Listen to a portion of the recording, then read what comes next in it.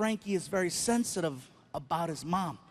And he's at the age right now where affection really bothers him. Not necessarily from me, because if I try to hug him, he's cool with it, because I give those quick bro hugs, you know, like, hey, what's up, you know? However, if his mom is standing right next to me, and I reach over and I grab her hand, he sees that as gross, and he'll make the face. What? Ah. The hand? That's gross, Dad. I go, that's not gross, Frankie. That's not gross. Baby, open your mouth.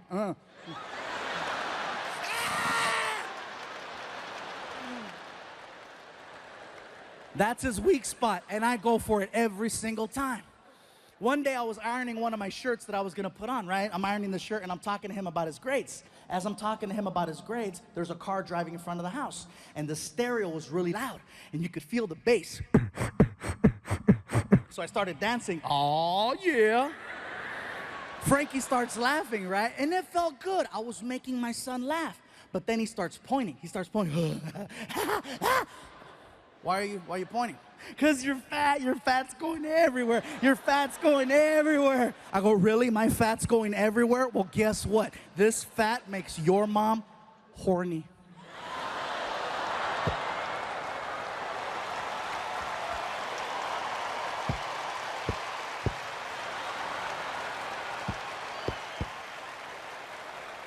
And he's like, ah! If I ask him to do something and he doesn't do it, like for example, as parents, you want your kids to go to sleep by a certain time because you need them to wake up in time to get ready for school. Frankie's cutoff is 11 o'clock. It's pretty late, if you ask me, for a kid. Sometimes he'll push it to midnight. You know, play dumb. Oh, I don't know what time it was. Yeah, whatever, you're only holding a clock. But I get it. I used to play dumb too. So then he'll walk in his room and he'll say, oh, good night, Dad. And he'll close the door. And he thinks he's slick. He takes a towel and he starts rolling up the towel. And he puts it under the door so that I can't see the light coming from the TV.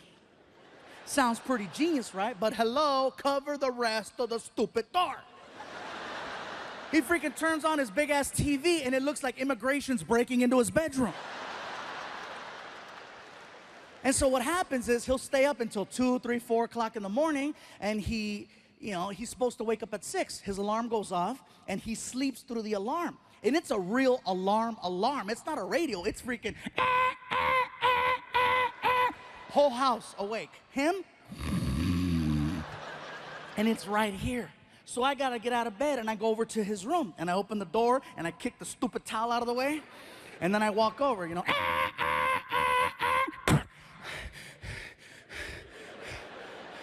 And I yell, Frankie! Frankie! Nothing. So I shake him. Frankie, wake up! You know what happens when I shake my son in the morning? It makes him eat in his sleep. That's what happens. I shake him and he does this. Nom, nom, nom.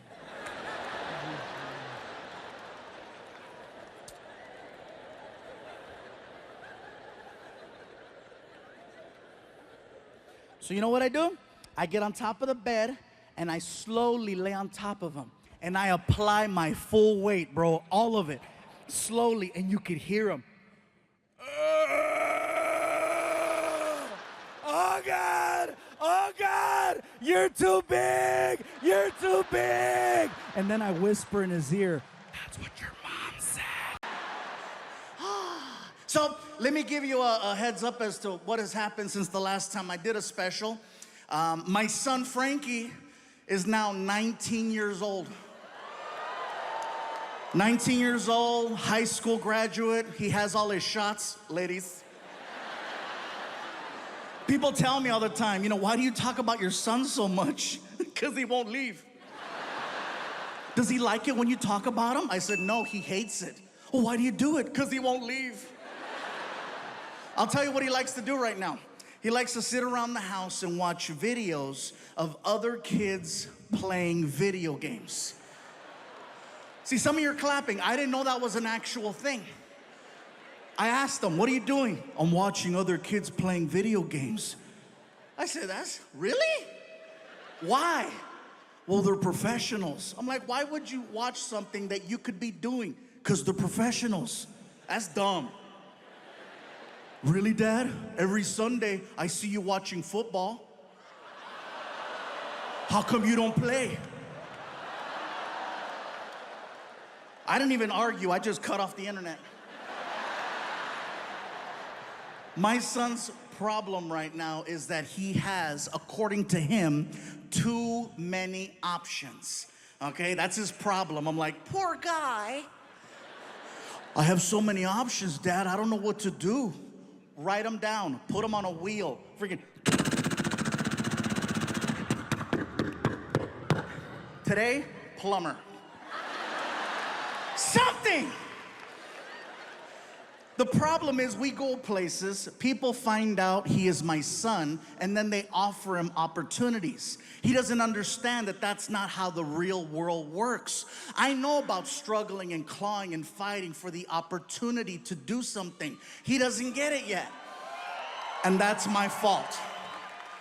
For example, I take him and his mom out to dinner, okay? I took them both to Red Lobster. Now, Houston, me personally, I love Red Lobster, okay? And not even for the seafood. I'm talking about the biscuits. Oh, yeah.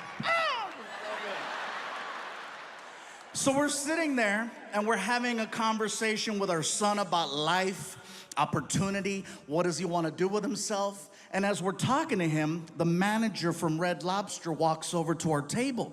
And he's being really cool, right? He's like, hey. And I'm like, hey. He looks at my son. Is this the infamous Frankie? I said, why, yes, it is. He just graduated. Congratulations. And he's looking for a job. The manager goes, oh, say no more. And he gives my son a business card, and then he starts to say, listen, Frankie, this is all you have to do. Just go online and fill out the application. Once it's registered, call me personally, and I'll see to it that you get an interview. The only position we have available right now is for a host, but there's plenty of room for opportunity here at Red Lobster. Besides, you got one hell of a reference. And then he walked away, and I was like, oh, my God, I'm gonna get free biscuits.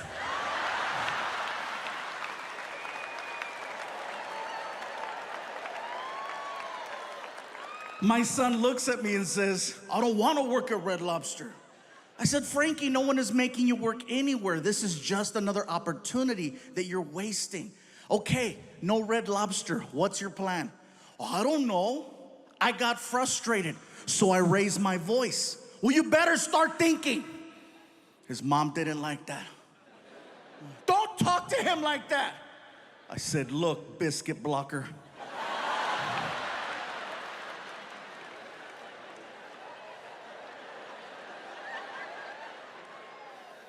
See, up to this point, we have agreed on how we raise our son. But in this situation, she's trying to protect him from the world. I'm trying to prepare him for the world. If he cannot handle me raising my voice to get his attention, to see the bigger picture, he's not ready for a world that doesn't care about his feelings.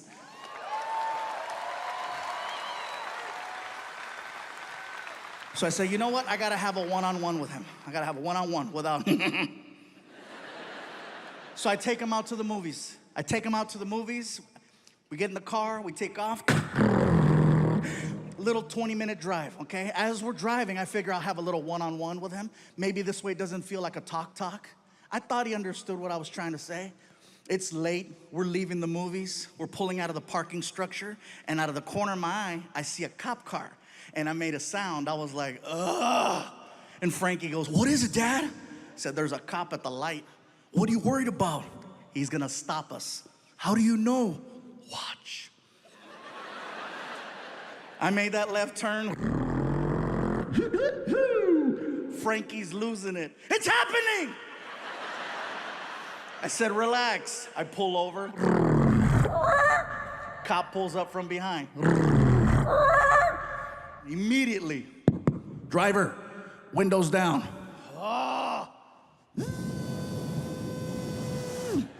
Driver, hands out the window. Serious?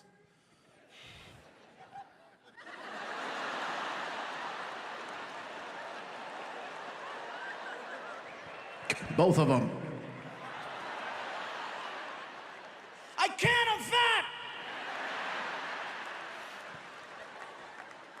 He gets to the window, and he's got the flashlight, and he shines the light right in my face. He's like, license? Yeah. Here. He takes the license, and then, of course, do you know why I stopped you? Officer, no, I don't, but I'm sure you're about to tell me. You don't have a front plate on your car. I said, officer, you're absolutely right. I do not have a front plate on my car, but my name is actually on the front of the car. Excuse me, my name is on the front of the car. I own a 2012 Ford Flex, and the Ford Flex has the actual word flex written on the hood. I have a friend who does custom automotive work, and he took all the letters off the car except for the letter F, and he made letters so that it spells fluffy on the hood. Okay? Yeah, it sounds impressive.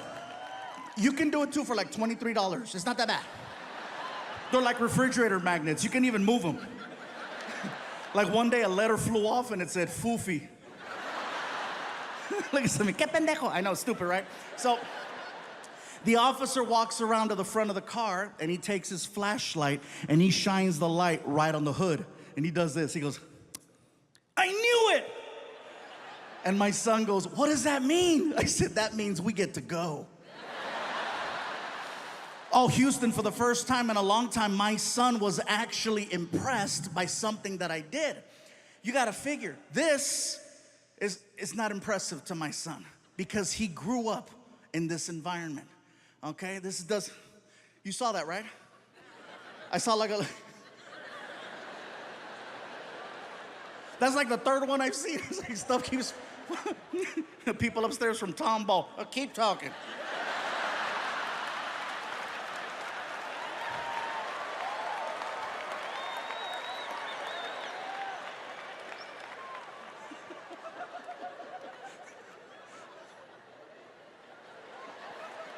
All right, I'll tell you guys what happened. Shakira performed here a few days ago, and Shakira has an amazing show, okay? She doesn't just come out and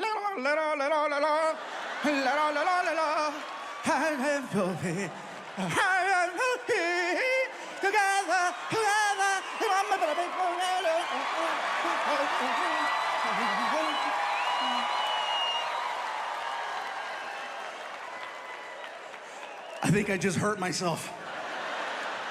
But there's a part of her show where all of a sudden it goes, and there's cannons with confetti that shoot everywhere, right? And I think that was leftover Shakira. Yeah. Can we edit out the part where I burned 800 calories? Oh my God. So where was I? Oh, this does nothing for my son.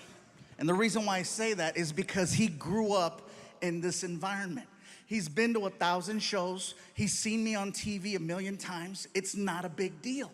But the fact that I got stopped by a cop and the cop recognized me and geeked out and let us go, I earned street cred with my kid. Yeah, Frankie was like, that's the coolest thing I've ever seen. And I'm like, hell yeah, cuz, that's right. You better recognize, player. We get home, he woke up his mom. Mom, you should have seen it. We got stopped by the cops. Are you okay? Yeah, they recognized Dad and they let us go. And she stayed quiet. And I told her, huh? I got recognized.